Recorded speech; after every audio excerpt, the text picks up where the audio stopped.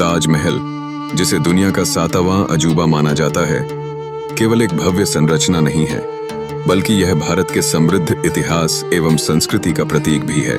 इसकी भव्यता और सुंदरता ने इसे विश्व भर में लोकप्रियता दिलाई, लेकिन साथ ही यह भी सच है कि इसके निर्माण की सच्चाई और ऐतिहासिक घटनाएं समय के साथ भुला दी गई हैं।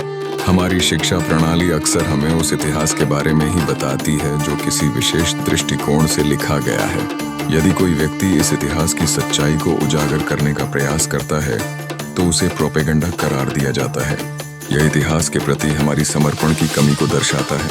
उदाहरण के लिए बख्तियार खिलजी का नालंदा विश्वविद्यालय पर हमला, जिसने केवल किताबों को ही नहीं बल्कि हजारों ज्ञानियों की जिंदगियों को भी खत्म कर दिया। इसी तरह अंग्रेजों ने भी हमारी संस्कृति और इतिहास के साथ खिलवाड़ किया। उन्होंने अनेक घटनाओं को अपने अनुसार दर्ज किया, जिससे एक भ्रमित करने वाला इतिहास निर्माण हुआ। यह हैरानी की बात है कि हमें अंग्रेजों की ज्यादतियों के बारे में पढ़ाया जाता है, लेकिन मुगलों द्वारा किए गए अत्याचारों पर कोई चर्चा नहीं होती है। हमारे प्राचीन मंदिरों के ध्वंस के बारे में भी बातें बंद कर दी गई हैं।